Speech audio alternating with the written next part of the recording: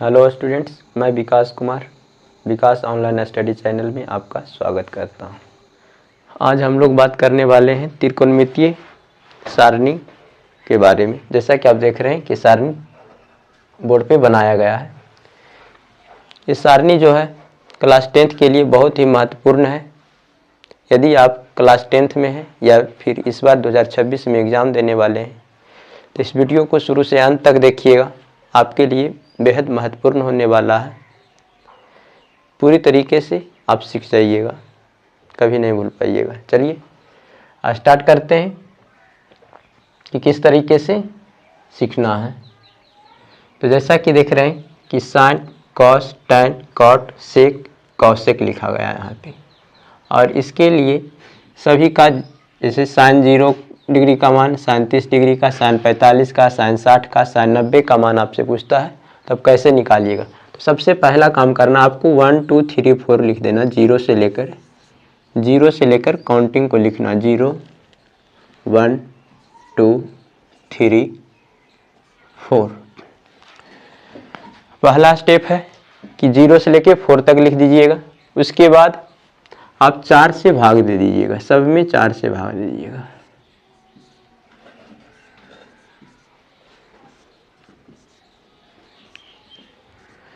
दूसरा स्टेप था 4 से भाग देना। और तीसरे स्टेप में करिएगा रूट ओवर कर दीजिएगा, यानी स्क्वायर वर्गमूल चढ़ा दीजिएगा। इस पे रूट का साइन, सभी पे रूट का साइन दीजिएगा।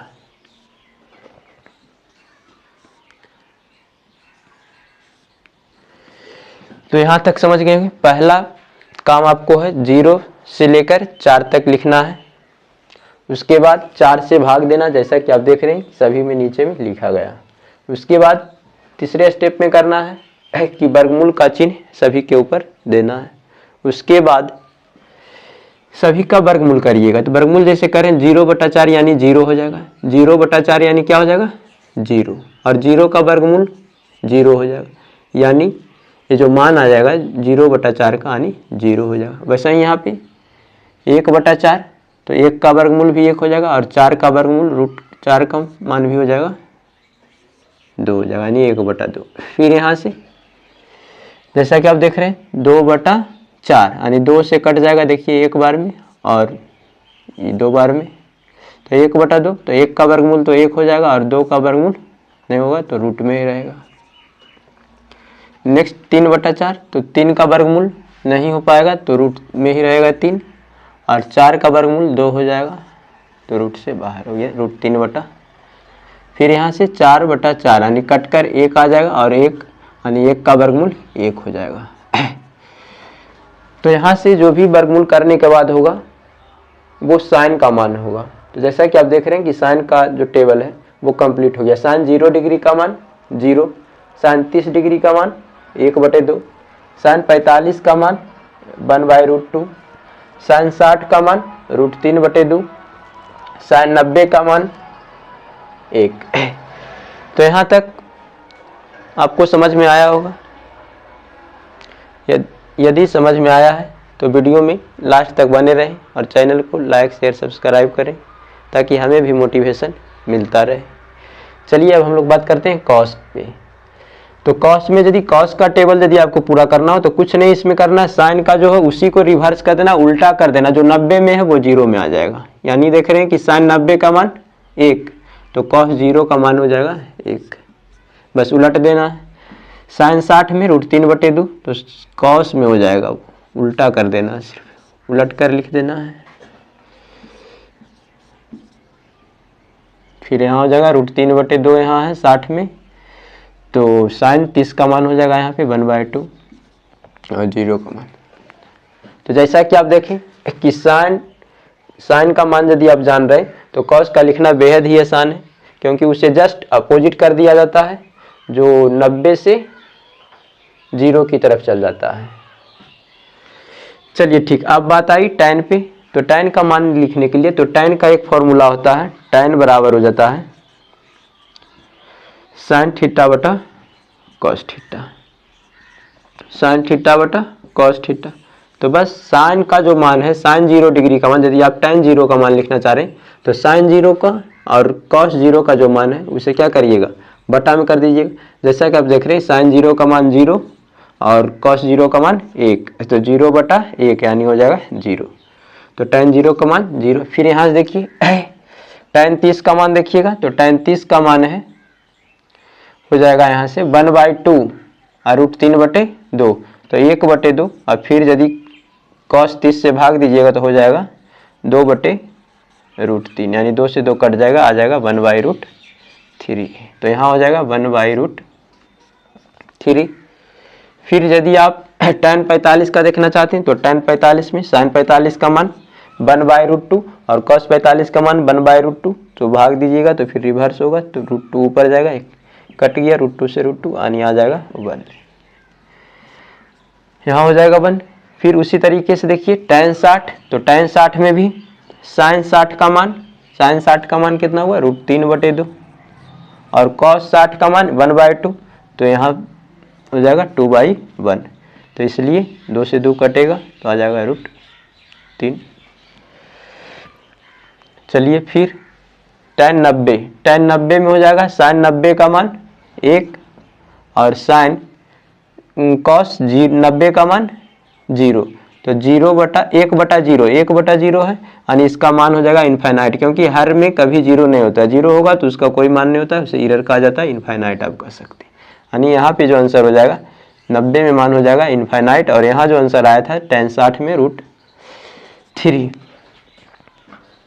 तो tan भी आपको समझ में आया होगा। tan में यदि मान लिखना चाह रहे हैं तो आप कुछ नहीं करिएगा, sin का मान और cos के मान का अनुपात कर दीजिएगा, अनुपात करने पे जो आंसर आएगा वही आपका tan का हो जाएगा। तो tan भी आपको क्लियर हो गया। अब हम लोग चलने वाले हैं cos थीटा पे। तो देखते हैं tan का अपोजिट होता है cot। यदि cot लिखना रहे तो cot जो हो जाता है 1/tan, यानी tan के उल्टा 1 कर देना है। तो जैसा कि देख रहे हैं यहाँ पे 0, तो 0 बटा क्या हो जाएगा 1/0 हो जाएगा, 1/0 यानी, या फिर कह सकते हैं तो tan को सीधा रिवर्स कर लीजिए। फिर जैसे आप sin का रिवर्स किए थे cos में, वैसा ही रिवर्स कर लीजिए tan का cot में। तो यहाँ पे क्या हो जाएगा इनफाइनाइट, फिर यहाँ √3, फिर यहाँ देख रहे हैं 1 है तो इधर से भी 1 आ रहा है यहाँ पे, फिर यहाँ चल रहे हैं तो फिर यहाँ पहुँच गए इधर से, तो हो जाएगा 1/√3, और यहाँ हो जाएगा 0 है, यहाँ 0, tan में 0, tan 0 का मान 0, तो cot 90 का मान हो जाएगा 0। चलिए ठीक। फिर सेक में देखना, तो सेक को समझने के लिए cos की हेल्प से सेक थीटा बराबर होता है 1/cos थीटा। तो सेक थीटा में सेक 0 का मान निकालना चाह रहे हैं, तो सेक 0 में क्या हो जाएगा सेक 0 यानी, तो जाएगा cos 0 का मान कितना हो जाता है, cos 0 का मान है cos 0 का मान 1, अब 1/cos। तो यहाँ भी देख रहे हैं सेक का फॉर्मूला था 1/cos, तो 1/cos 0 का मान हो जाएगा 1, यानी यहाँ से हो जाएगा 1 हो जाएगा। फिर यहाँ पे सेक 30 का मान यहाँ से इसको रिवर्स करिए 2/3, उल्टा कर देना। सेक 45, फिर इसे भी रिवर्स कर दीजिए, यानी √2 ऊपर चल जाएगा, यानी जो अंश में है वो हर में, जो हर में है वो अंश में। सेक में फिर यहाँ हो जाएगा cos का उल्टा कर दीजिए, अंश को हर में, हर को अंश में, यानी 2 हो जाएगा। फिर देख रहे हैं सेक 90 का, तो यहाँ देख रहे हैं 0, तो 0 कुछ नहीं, नीचे में 1 हो जाएगा, इसमें यदि इसका रिवर्स यहाँ करिएगा तो 1/0 हो जाएगा, 1/0, तो 1/0 हर में तो 0 होता नहीं, इसलिए यहाँ पे इनफाइनाइट आ जाएगा। तो यहाँ तक सेक भी पूरा हो गया होगा, समझ में आ रहा होगा। चलिए अब लास्ट जो बचा हुआ कौशिक बचा हुआ है, कौशिक भी उसी तरीके से, कौशिक जो होता है साइन का अपोजिट होता है, कौशिक थीटा बराबर हो जाता है 1/sin थीटा, यानी साइन का मान जो है उसका अंश और हर को बदल देना, जो अंश में है वो हर में, जो हर में है वो अंश में हो जाएगा। तो चलिए कौशिक 0 का मान लिखना, तो जैसा कि देख रहे हैं यहाँ पे 0, तो जीरो है, तो यानी जीरो के नीचे एक होगा। तो अब यदि आप सेक में लिखना, कौशिक में लिखना चाह रहे हैं तो हो जाएगा 1/0, और 1/0 का मान क्या हो जाएगा, इनफाइनाइट हो जाएगा। उसी तरीके से कौशिक 30 का मान लिखना चाह रहे हैं तो यहाँ 1/2, तो कौशिक 30 का मान जो हो जाएगा 2 हो जाएगा। और यदि कौशिक 45 का मान लिखना चाह रहे हैं तो √2 ऊपर चला जाएगा, और कौशिक 60 का मान लिखना चाह रहे हैं तो 2/√3 हो जाएगा, 2/√3, √3 नीचे आ जाएगा और √2 जो है ऊपर चल जाएगा। और यहाँ देख रहे हैं कौशिक 90 का मान भी कितना हो जाएगा, 1 हो जाएगा। चलिए ठीक, तो एक बार फिर से सारणी को रिवाइज कर देते हैं ताकि आपको कन्फ्यूजन न रहे। सीधा सबसे पहले आपको 0 से लेकर 4 तक गिनती लिखना है। लिखने के बाद 4 से भाग देना है।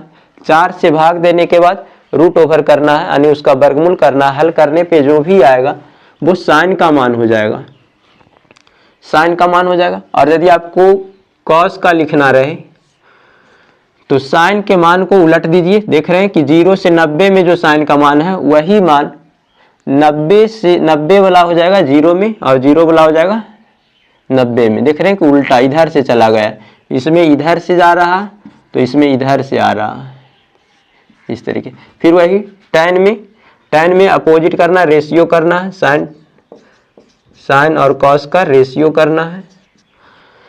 फिर tan से यदि tan के हेल्प से यदि लिखना चाह रहे हैं तो इसी का जस्ट अपोजिट कर देना है। tan और कॉट जस्ट अपोजिट रहता है। देख रहे हैं जो इसका 90 में मान है वही इसका 0 में मान है, जो इसका 60 में मान है, जो इसका 30 में मान है। 45 में सेम आता है, और जो इसका कॉट में 60 में है वही इसका tan का 30 में है।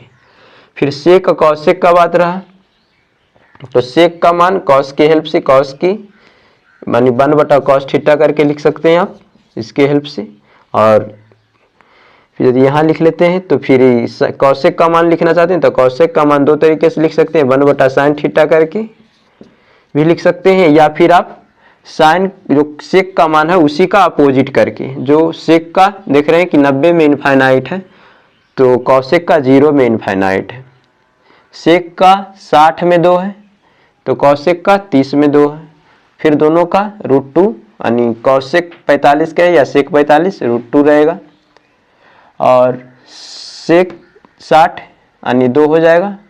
तो देख रहे हैं आप यहाँ पे कौशिक 30 में मान 2 है, और सेक 90 में देख रहे हैं इनफाइनाइट, तो कौशिक 0 में मान देख रहे हैं इनफाइनाइट है।